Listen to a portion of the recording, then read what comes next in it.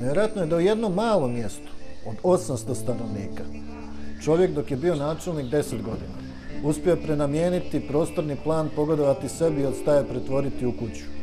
Suprug je uspio prenamijeniti poljoprivredna zemljišta koje je jeftino kupovala u građevinsko zemljište. Nakon toga su prodali i sada se tamo grade vile. USKOK sada u istrazi tereti za to da je primio mito da prenamjenjuje poslovni plan. Lovro Kuščević u to je vrijeme bio načelnik male općine na Braču. Poslije će postati i ministar, pa čak i kad su otkrivene njegove malverzacije, teško ga je bilo smijeniti s funkcije. I dalje stoji činjenica da je sve moja imovina transparentno unesena u imovinskoj kartici, da nema apsolutno nikakvog prekršaja. Saborsko mandatno-imunitetno povjerenstvo skinulo je imunitet zastupniku HDZ-a i bivšem ministru uprave Lovri Kuščeviću. Odluka je donesena jednoglasno i bez rasprave. Time je odobreno da Državno odvjetništvo pokrene kazneni postupak protiv bivšeg ministra za još 4 kaznena djela. Imamo i primjer čelnika Baške vode, gospodina Joška Roščića. On je vlada neprestano 27 godina.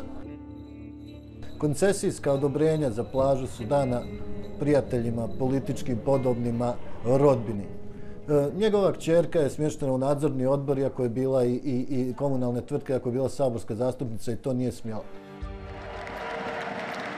Župan Požeško-slavonski Alojz Tomašević je nepravomoćno osuđeni obiteljski nasilnik.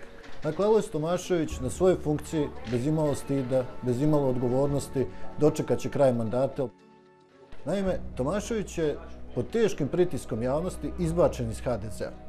Ali HDZ ga se i nije baš odrekao, zato što su ga oni mogli srušiti još prije 2 godine i ići na nove izbore, međutim oni su podržali njegov proračun. Načelnik općine Čeminac je isto jedan od onih koji nema baš puno stida pred javnosti. On je svojim sinovima osigurao subvencionirane kredite koje plaća općina. Trošio je proračun na privatne troškove, od pranja do automobila do putovanja.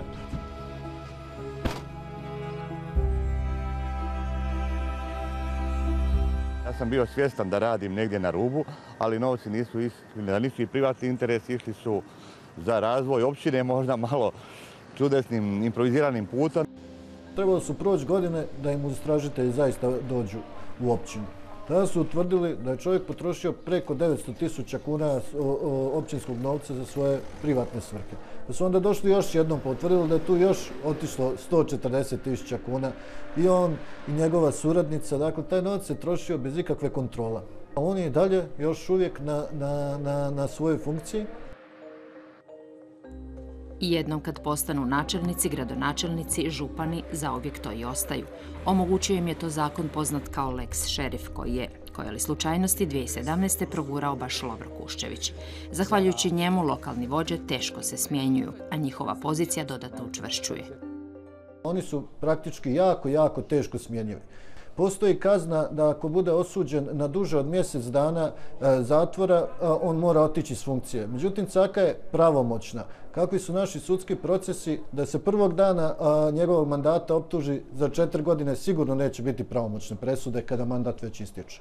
Posljedice su ove do kojih je sada došlo, a to je ta još jača pozicija načelnika, njihova, kako bih rekao, mogućnost da budu bahati u obavljanju svoje funkcije i oni su to tijekom vremena uočili tu mogućnost, jednostavno se sad tako ponašaju. Nije zakon jedini koji ih čini nedodirljivima. Bandić je najveći hrvatski politički fenomen. Zašto? Pa zato da može itko u ovoj zemlji zamisliti premijera kojim je svi ministri kompletno bivši da su osuđeni ili su pod optužnicama i da je on još uvijek na vlasti. Da nekom premijeru USKOK, na primjer, dokaže da koristi i da ima još jedan stan bratu koji nije prijavio i 3 tajna, vjerojatno bi otišao. Danas ljudi odlaze zbog 300-400 kvadrata neprijavljenih skrivenih imovine, no Milan Bandić se održao. Što više, građani su ga birali 2017. kad je bio već na optuženičkoj klupi. Njemu je cijelo bivše poglavarstvo ili pod optužnicama ili optuženo. ti ljudi su i dalje na svojim funkcijama ili su sklonjeni u zavjetrinu, recimo na savjetnička mjesta. Da mediji nisu otkrili promjenu njezina prebivališta, mlada HDZ-ova načelnica Anita Nosić vodila bi i danas općinu Lovreć. Pod pritiskom je ipak morala popustiti. Gospođa Nosić se zaplula u jednu svoju mrežu muljaža zato što je pokušala kupiti i uspjela je kupiti stan uz državne subvencije, iako je živjela u Lovreću u tatinoj vili sa bazenom. Niti građani tih lokalnih jedinica ne misle da bi oni trebali dati ostavku.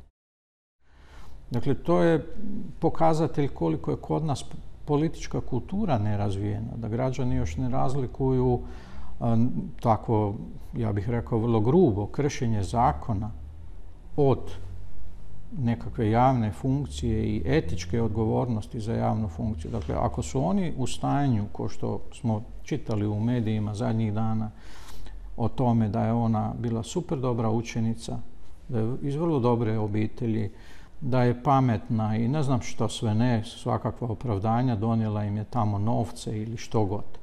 I oni ne razlikuju to od kršenja zakona. Kod nas često vlada jedno licemjerje.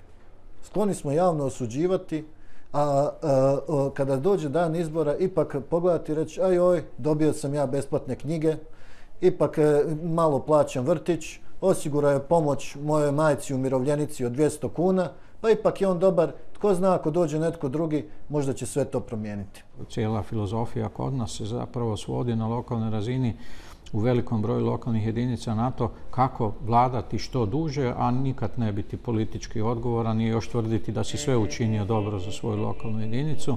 HDZ neće promijeniti ovaj zakon zato što oni imaju najviše načelnika i gradonačelnika. I dok je takvih zakona i sve dok se na političku odgovornosti ne pomišlja, a građani šute i opravdavaju svoje nezadovoljstvo, tek rijetko i stidljivo iskazuju, bit će dovoljno prostora za sve hrvatske šerife koji slobodno i neopterećeno mogu jahati ovom zemljom.